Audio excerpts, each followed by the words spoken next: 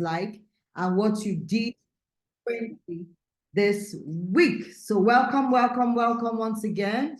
I'm happy you're here. Please, we would like to start by sharing as we commit this event and this program into the hands of the Almighty God to help us today to understand better. He's the only one who can give us inspiration, understanding, and of course, help us to commit to those commitments that we have made, to be dedicated to the promises we make to ourselves on this space that we're going to be growing and growing in the values we're learning. So we commit this whole event into God's hand, and we pray that the network will be favorable and we will excel in everything we do.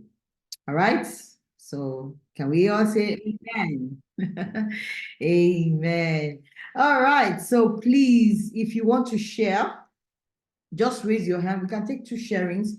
Share with us how you were able to practice the value of personal growth that we learned last week. All right, who would like to share with us? We'll just take 2 sharings and thank you, Olonshola. Thank you so much. Who else? Just put your hands up while Olonshola is sharing her testimony, her challenges, and her victories and her wins. All right, you have the floor. Please go ahead.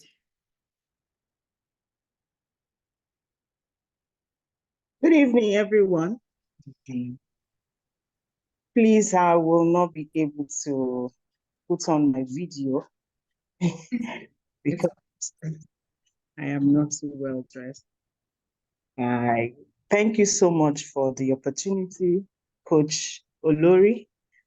This program has been so helpful to me, so impactful that I can't just miss anything that I have learned.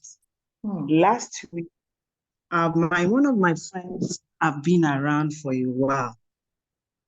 She came all the way from Lagos and she knows so much. Before now, I don't see any reason why I should learn from her because I don't have the time. Of course, I said I don't have the time. But after the meeting, after the teaching of personal growth, I can't just stop. I'm so busy, of course, but out of my tight schedule, I created time to learn some things from her. So I just want to say that the time might not be there. We might be saying we are busy, but when we are committed to personal growth, we will create out of no time. Thank you so much. Wow, please, thank you for sharing. Let's all show her some love. That is amazing. I mean, something we have learned that if it's important to you, you will create the time. There may not be time, right? But you can just commit to say, look, I need to learn and I need to grow. Another thing I learned from her testimony tonight is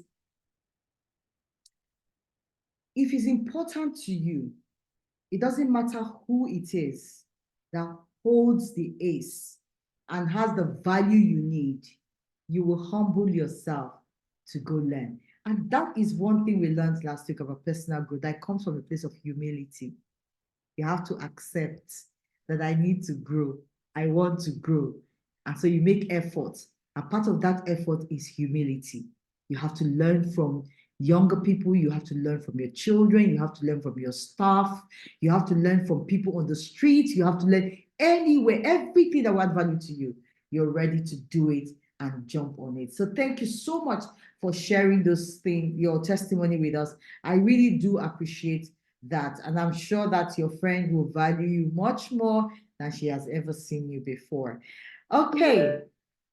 Who else would like to share with us? Another person to share with us? Yes, Edith, thank you for joining us tonight. You're welcome. All right, who wants to share? Arnold, thank you for joining us tonight. I can see you, Sarah. Thank you for joining. All right, Mercy, thank you for joining us. Okay, so who else want to share? One more sharing. Let's take one more sharing before we go tonight. One more sharing. One more. I took time to actually also read some books. I was reading a book and um, it talked about two laws, and that is number one, the law of environment, how your environment influence you. So even the fact that you have taken time to want to grow yourself, what environment are you growing in? You know, how are you creating your environment to support your decision to grow, the decision, you know, to be a better person? How does your environment affect? So I took time to read this book. This book is called The 15 Laws of Growth by John C. Maxwell. And I also looked at the law of magnetism. How there's a way you build yourself, and there's an extent you build yourself, you begin to attract. You know, when they say like begat like, it's like a magnet. You begin to attract positivity. You begin to attract people who also want to grow. Your life will begin to change. And truly, when I joined the John Maxwell team, a lot of things changed in my life. The way I teach my teenagers in church, the friends I attract, the circle I want to belong, because I wanted now to belong in a circle that I can grow. And I categorized my friends into 3 different categories: the ones that are my growth friends, the ones that are just my gist friends, and then the other ones that are business friends. So I didn't mix it up. When I want to grow, I know the circle I want to belong. And I spent more time in that circle because that was the circle attracted to me. So when I read this book, the 21 Irrefutable Laws of Leadership also helped me a lot. So these were the 2 books I took time to read this week. And I also attended the international conference, because we do that every month, where all of us as facilitators, we all come together to learn, you know, from our leader in America. So we all came together to learn, and honestly, they taught us something that is so amazing. You know, how the different ways that we lead people. Sometimes we lead from intimidation, we lead from fear, but he says the best place to lead people is from the place of respect. When you respect yourself and you show respect to others, then you can lead them well. All right.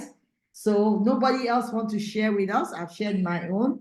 So who's going to share with us their own learning? Who would like to share with us quickly? Okay. Please, can we have the title of what? Of those books. Okay. The 21 Irrefutable Laws. I will send it to you. I'll send you on the platform, okay? All right. One is the 15 Invaluable Laws of Growth. And then the second one is the 21 Irrefutable Laws of Leadership. So I'll send it to you on the platform. Thank you for asking. Okay, so let's go for today. Are we ready? If you're ready, go to the chat box and tell me we are ready, because my friend, my coach, my mentor, my leader is ready for us tonight. So if you're ready, just go to the chat box and say, we are ready. I've not seen anybody say I'm ready. Okay, Edet, I see you. We are ready. All right, I'm ready. I'm ready. I'm ready. I'm ready. All right, let's go.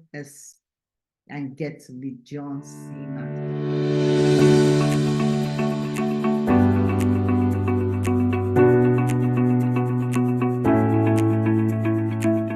Today, I want to talk to you about your priorities. You see, activity doesn't necessarily mean accomplishment in your life or my life. So let's talk about 3 really important insights about priorities that are going to help you really do better in life and be more successful. Number 1, working smarter has a higher return than working harder. And yet, so many times people put a great emphasis upon how hard they work. This is a story I want to share with you that kind of will illustrate the point. 2 woodcutters placed a bet about which of them could cut down more trees in a day. So at dawn, they went their opposite direction with their axes.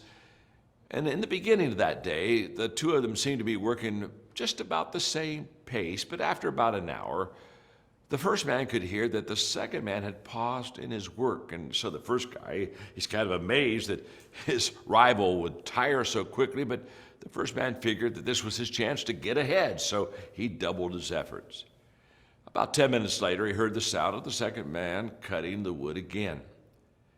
When he heard the second woodcutter stop again a while later, it only added to the first man's confidence. He said, "Oh my gosh, this is my chance to get ahead." So he even worked harder to increase his lead. Now this happened off and on all day until an hour before sundown, the time when the two men had agreed to stop and compare their progress. The first man proudly showed the second how many trees he had cut down, expecting the second man to be impressed. But the second man mildly complimented him on his work, and then he showed him what he had done. And the second man had cut down almost twice as many trees. How is that possible? The first man asked. Well, it's simple.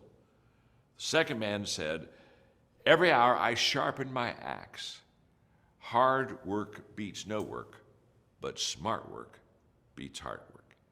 I just say to you and me that while we're swinging that axe, we should sometimes be sharpening it to get the greater return. It's not how hard you work, it's how smart you work. The second thought I want to give you is that being proactive beats being reactive. I've said this before. Every day you're either preparing, which is proactive, or you're repairing, you're reactive. So proactive people prepare, reactive people repair. So sorry, I don't know what's going on with my network, but I bind every network disturbance today. All right, so let's go on. Let's go on. I think we're good. Let's go on.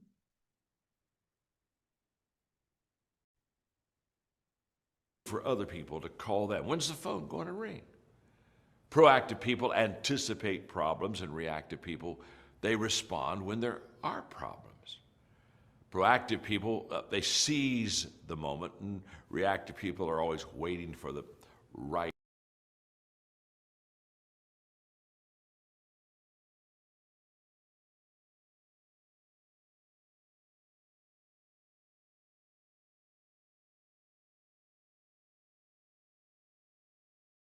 Reactive people let other people control their time and their calendar.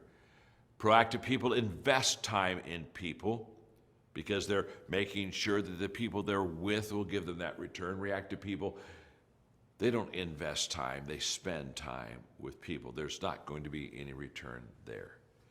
So I encourage you to be proactive in your life, and you do that when you prioritize correctly versus being reactive.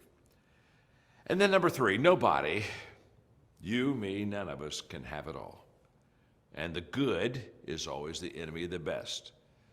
So how do we look at the good and the best and prioritize this and choose always the best? When I was in college working on a business degree, I first came into contact with the teaching of Pareto and the Pareto principle. That graphic has been shown to you right now. And as you watch that graphic and as you see it, it's very obvious that if you prioritize correctly, if you've got 10 things to do and you put the first 2 important things to do clear at the top, number 1 and number 2, they are the most important. If you prioritize correctly and you only do the top 2, that 20% at the top, that 20%, look what it does on that graphic. It gives you an 80% return on your production. That's powerful. The 20% of your priorities is going to give you the 80% of your production. So if you spend your time, your energy, your money, and you put your personnel in that top 20% of your priorities, you're going to get a huge return out of it. Now that graphic and that principle absolutely changed my life. As I sat in that class working on my business degree that day as a young person, I said, if I can understand Pareto and how it works and prioritize correctly and always do the most important things in my life, that's when I'll get the highest return. In fact, if you look at that graphic and let's say you didn't do those top 2 things that give you the 80% return, but you did the other 8 things that weren't as important as the top 2, you only get a 20% return. And again, that was the day I realized it's not how hard you work, it's how smart you work. The activity is not always accomplishment. So let me give you some examples. For example, time. 20% of our time produces about 80% of our results. I find that if you're a morning person, you should do your most important things in the morning because you get your highest return. If you're an evening person, you should do the most important things in the evening. Whenever you're your best, your strongest, you're most aware and awake, whatever that time is, that's when you need to do the important things of life. Counseling, I've found that 20% of the people that you know will take up 80% of your time in wanting to talk to you about their issues and their problems. If you produce products, 20% of the products that you produce will give you about 80% of your profits. If you read a book, 20% of the book contains about 80% of the content. Now time out for a moment. That's not true of my books. That's true of all those other books, but not mine. Jobs, 20% of our work gives us 80% of our satisfaction. That's true. Speeches, 20% of the presentation in our speech or our talk creates probably 80% of the impact. I found that donors in my nonprofit organizations, 20% of those donors will give me 80% of the money. In the area of taxes, 20% of the people are going to pay 80% of the taxes. And in leadership, 20% of the people are going to make 80% of the decisions. And then this is the real important one. If you're having a picnic, 20% of the people will eat 80% of the food. That's a fact. Now, what Pareto teaches us again is so powerful that the key to accomplishing much isn't working hard, it's prioritizing correctly. And you can take charge of your life and accomplish the things that you desire to do when you begin to change your priorities in life. So, before you do your roundtable today, one more time, just kind of do a check on yourself. How well am I prioritizing?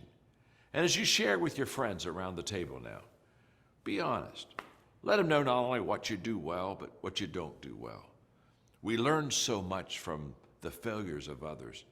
So be open, listen well, share, and then remember, at the end of the roundtable, find one thing that you can immediately take action on, because that's where your life will be changed.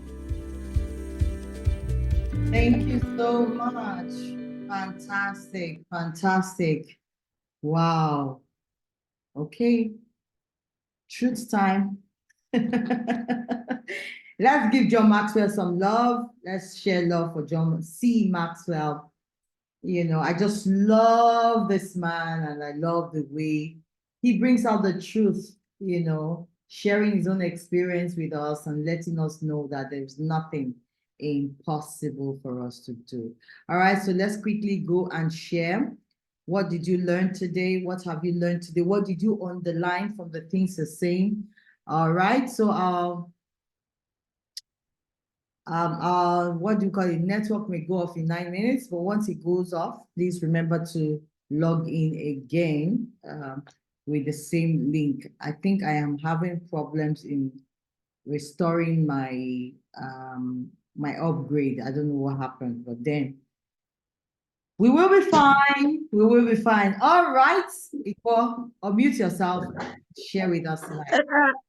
I actually not to share because I'm just trying to register that I was unable to join for a while, and by the time I came in, he just finished speaking. So Yeah. don't worry. I missed that part. You will be fine. Okay. All right. Who else would like to share with us? Wow, working smart is better than working hard. Hi. You know what hard work means? When you come home, you don't even have time to read. You don't have time for your children. You are so tired. You may not even want to. In fact, you'll be wishing you were staying alone so that you just go to bed and sleep. But then you have to take care of everybody at home. And then you're talking about personal growth. And you're talking about prayer time. And you're talking about, it's just too much. So how do we prioritize? There's a way to work smart. All right, so it says the key to accomplishing much in life is not hard work, but prioritizing correctly. Fantastic. Thank you. Who else would like to just share quickly? You want to share? Raise your hand and then unmute yourself so that you can share. Thank you so much, guys, for these nuggets you have learned. Honestly, I learned a lot. I learned, when you talked about people who work smart are people who are proactive and not reactive. There are people who prepare, are not repair. But there's many times we like to repair things instead of prepare things. Deborah, you have the floor. Please go ahead. Good evening, everyone. Thank you. That was a powerful opening. I picked something very important. For me, it is knowing the best time of the day that works for you. And sometimes I think I do judge myself because I work better at night because I feel there's no disturbance and all that. So sometimes in the daytime when I'm not really doing much and I desire to rest, something begins to tell me like you are wasting your time and all that. But I'm trying to stop judging myself, but though still trying to make the most of the day and the night as well. Thank you for sharing that. Thank you. I also realized I have to take time to study my personality. So when I find myself lazing in the night, I'll just tell myself, say, calm down. When night reach, you go work. So I just do every other minor things. But the major things I really need to focus, I give myself in the night. And you know what? Once you do that, you sleep, you wake up more refreshed. Watch out. You'll notice that. Thank you so much, Deborah, for sharing. All right, Arnold, you have the floor. Okay, thank you very much. Good evening, everyone. Two things I learned very quickly. Don't compare yourself with others. In the example he gave, man number one kept hitting and hitting and hitting. And the second man, would take a 1 hour. So if man number two was foolish, if he wasn't wise, he would copy the first man and work hard. Secondly, take out time to refuel. How you choose to refuel or refire or resharpen your instruments is known to you. You know what you want to do, how you want to. Sometimes when you go into your closet, you come out stronger and you're on fire. So please find out what your strengths are, find out how to sharpen your skills, find out how to refuel. So those are my takeaways from this evening's Thank you so session. much. Thank you, Arnold, for sharing that. Fantastic. Let me give you one gist. I like gist, Shao. When I joined the John Maxwell team, right? Because it's not that I wasn't doing these things, but joining a platform like this where people learn and grow makes you to be one, strategic, intentional. You learn more. You grow with a purpose. All right. You find that you begin to add value to yourself, and then you become valuable to people around you as you add value to them also. So I was so overwhelmed, and I see people doing things. I'm like, hey, God, you have not started with this girl. What are you doing? What are you doing? I started second guessing myself, but then, so I took time. Some of them did some programs. I said, okay, let me go visit these people the way they are. Because if you see what people do on social media, some people can write for life, they will so package the thing that you will look at yourself and say, hey, what life are you living? My dear, be like that other man. Take your time. Many people will not understand that you're spending 1 hour in this space. But the truth is, some people are doing some things right now. In fact, posting on social media and telling you lies. But you are equipping yourself. You have the substance. You don't have to follow them the way they are doing their things. And so I learned. I went for one's program. When you talked about the program, I went there and discovered there were only 3 of us that attended the program. But when this man wanted to report this program, the way he talked about it, I'm like, I know that they say fake it till you make it, but this faking is too much now. You will make other people feel intimidated, but people are like that. So don't get intimidated. Thank you so much for sharing those learnings with us. I appreciate you. All right, let's take one more sharing before we go to benefits of practicing the value of priority. One more sharing, one more person to share for us. Your screens are closed, so until you use your sharing, I won't see you, or you unmute yourself so that you can. Okay, who is going to, one more person to share for us quickly? Ifeoma says she came late, so she's begging you people to share so that she can learn. All right, so who wants to help Ifeoma out? One more person to share, please. One more. Okay. All right. Who wants to share? Any other person? Any other person? All right, let me read what somebody put. Say, oh, okay. Ifeoma is still begging you people. All right, somebody say, I learned that prioritizing your work gives me a better result, and that is true. Another said, prioritize your time. And someone said, people who work smarter are proactive. That is the truth. They are proactive. They prepare instead of repair. They anticipate. So when you anticipate, you don't respond. You anticipate. And then the other one, it says, people who work smart, they do what? They seize the time. While people who don't work smart, what they do, they wait for moments to happen. Okay? And the final one I learned in that place, it said, people who work smart invest time. While people who don't work smart, who work hard, what do? They spend time. Okay. All right. So thank you. Remember, I said if it goes off, we'll just come on straight. Okay, so let's look at the benefits we are going to gain if we all begin to practice this value of priority. All right, you know how we do it. I want one person to read 1 and 2 for us, another person 3 and 4, and another person 5 and 6. Okay, so we have 1 minute more to go. So please, can we do that quickly? I wanted us to share more with that 1 minute so that, you know, our reading will just be on the other timing. But please go ahead. Who's going to read for us? When you clearly define priorities, you experience the following benefits. Yes, who is reading 1 and 2 for us? Can I go ahead? Please go ahead. You experience high satisfaction when you accomplish a task. Number 2, you get to spend the best of your energy on the most important tasks. Thank you. Should I go ahead? Yeah, no, just 1 and 2. And Right, we're going to go off now. So when we come back in a few 1 minute, please log in again if it goes off. I hope I'll be able to find a technical person to resolve this issue for me. So let's go. Yes, you experience high satisfaction when you accomplish your task, and that is true. And then number 2, you get to spend the best of your energy on the most important task. And truly, that is what happens when you prioritize.